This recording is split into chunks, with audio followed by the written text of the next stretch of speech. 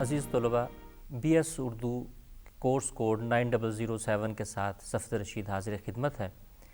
آج ہم بات کریں گے اس کورس کے یونٹ نمبر 4 پر، جو کہ مبنی ہے چاندنی بیگم پر۔ چاندنی بیگم قرۃ حیدر کا تحریر کردہ ایک اہم ناول ہے، اور چاندنی بیگم پر اس ناول کے فکر اور فن پر بات کرنے سے پہلے ہم کچھ ابتدائی گفتگو کریں گے قرۃ حیدر کے فن اور ان کی شخصیت پر۔ عزیز طلباء، جیسا کہ آپ جانتے ہیں کہ قرۃ حیدر اردو کی بہت بڑی یعنی چند بڑے اگر ناول نگار اگر آپ اردو کے 100 برس کے تاریخ میں نکالتے ہیں تو اس میں سے سر فہرست نام قرۃ حیدر کا آتا ہے۔ ان کے بہت سے ناول اور افسانے جو ہیں وہ انہوں نے بہت شہرت حاصل کی۔ خاص طور پر ان کا جو ناول ہے اور جو وہ ناول بھی ان کی ابتدائی ناولوں میں شمار ہے، اس نے بہت شہرت پائی، اس کا نام ہے آگ کا دریا۔ تو قرۃ حیدر جو ہیں یہ 1927 میں علی گڑھ میں پیدا ہوئی اور 2007 میں ان کا انتقال ہوتا ہے۔ ان کے جو ناول اور اس ناول میں برتی گئی ٹیکنیکس کم و بیش بہت سے ناولوں میں وہ استعمال ہوئی ہیں۔ ان کے موضوعات بھی جو ہیں قرۃ حیدر کے بہت سے، اور ان کے کرداروں کا جس طبقے سے تعلق ہے وہ بھی کم و بیش ان کے اکثر ناولوں میں وہی رہتا ہے۔ اس بات پر ان پر کچھ اعتراضات بھی ہوتے ہیں کہ ان کے ناول جو ہیں وہ ایرسٹوکریٹک کلاس یعنی اشرافیہ سے، طبقہ اشرافیہ سے تعلق زیادہ تر ناول ہوتے ہیں، اور ایک گنا ان کی جو ہمدردی ہے وہ ان کرداروں کے ساتھ بھی ہوتی ہے۔ اگرچہ یہ اس میں جزوی طور پر صداقت موجود ہے، اور خاص طور پر جو آپ کے شامل نصاب ناول ہے چاندنی بیگم، اس میں تو ایسا بہت کم ہے۔ اس میں کرداروں کی ایک ویرائٹی موجود ہے جس میں ہر طبقہ سے، اس میں مزدور بھی ہیں، اس میں عام کام کرنے والے گھریلو ملازمین بھی ہیں، اس میں فنکار بھی ہیں، ہر طرح کے سوسائٹی سے اس میں نمائندگی ایک لحاظ سے موجود ہے۔ تو یہ ناول بھی ایک لحاظ سے اہمیت اس حوالے سے بھی ہم اس کا جائزہ لیں گے۔ تو قرۃ حیدر جو ہیں وہ کم و بیش 60-65 برس تصنیف سے جڑی رہیں، اور اپنے ادبی دور پر ہم کہہ سکتے ہیں کہ حاوی رہیں۔ عینی آپا کے نام سے مشہور ہوئیں، معروف رہیں، اور انہوں نے بے حد محبت سمیٹی اور بہت کنٹریبیوٹ کیا۔ یعنی انہوں نے نہ صرف ناول دیے بلکہ اپنی ایسی ناولز میں، افسانوں میں، خاص طور پر ناول میں ایسی ٹیکنیکس کا استعمال کیا جو بہت جدید تھیں،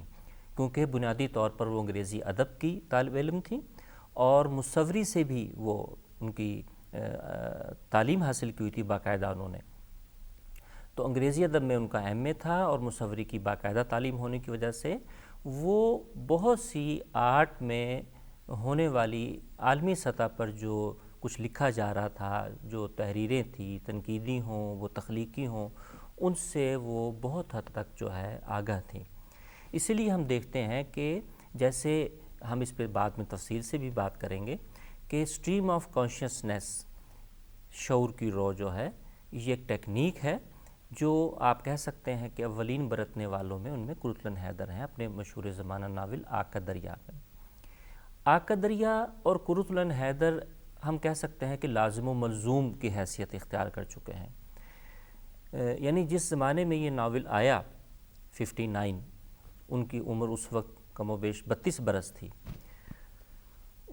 اب مشتاق احمد یوسفی کی بات میرے ذہن میں آ رہی ہے کہ وہ کہہ رہے ہیں کہ اپنے مزاح کے انداز میں لکھتے ہیں کہ ایک زمانے میں جب اس کی 60s میں بہت شہرت ہو چکی تھی ناول کی، تو صرف دریا کا جو بولنا لفظ ہے وہ مبہم تھا، بتانا پڑتا تھا کہ یہ پانی کے دریا کی بات ہو رہی ہے یا آگ کے دریا کی بات ہو رہی ہے۔ اس مزاح کے انداز میں کی گئی بات کو ہم یوں حقیقت جان سکتے ہیں کہ 60 اور 70 کی دہائی میں خاص طور پہ یہ ناول پورے ادبی فضا پہ چھایا رہا، اس پہ گفتگو کا بہت سلسلہ ہوا، صرف ناول تک بات محدود نہیں رہی بلکہ اس ناول میں بہت سے مباحث چھڑے، اور ہندوستان سے جب میں بات کرتا ہوں عزیز طلباء تو اس سے مراد ہے یہ جو پوری ہند اسلامی تہذیب ہے، یہ جس میں بر صغیر جسے ہم کہتے ہیں وہ مراد ہے، اس میں ہمارا خطہ بھی شامل ہے۔ تو ان کا جو آگ کا دریا کا موضوع ہے بنیادی طور پر وہ جس میں ہم کہہ سکتے ہیں کہ 2500 برس کی ہندوستان کی تہذیب جو ہے مختلف 3 حصوں میں تقسیم کر کے جدید دور تک جو ہے وہ لایا گیا. تو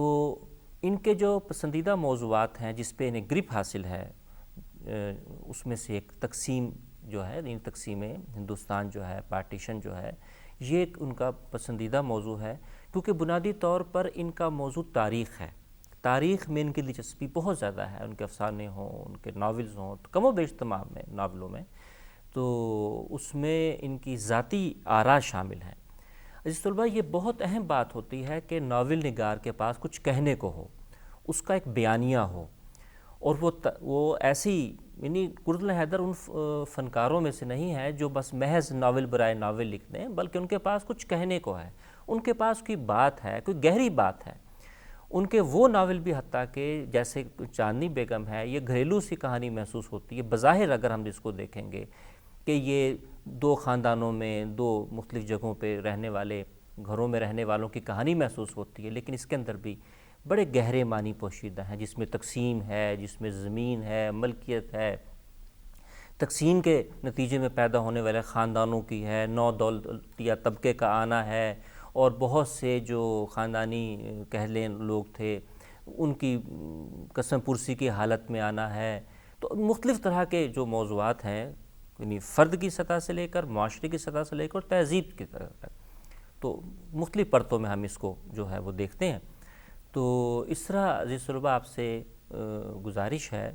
جیسے پہلے بھی آپ کو کہا گیا کہ آپ اصل ناول متن ضرور پڑھیے،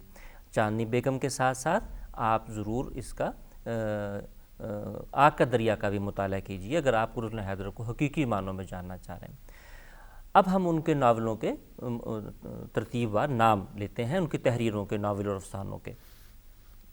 قرۃ حیدر کے کل 8 ناول ہیں، جن میں میرے بھی صنم خانے، سفینہ غم دل، آگ کا دریا، آخر شب کے ہم سفر، کار جہاں دراز ہے، گردش رنگ چمن، چاندنی بیگم، شاہراہ حریر شامل ہیں. اور 4 ناولٹ بھی ان کے ہیں، جن میں دلربا، سیتاہرن، چائے کے باغ، اگلے جنم موہے بٹیا نہ کیجیو، اور ان کے افسانوی مجموعوں کی تعداد بھی 8 ہے.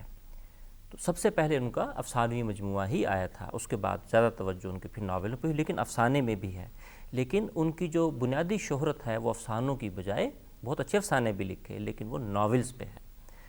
تو ہم اپنی بات کا سلسلہ جاری رکھیں گے اور اس کی کہانی کو جاننے کی کوشش کرتے ہیں اور ان کے کرداروں کا مطالعہ کرتے ہیں.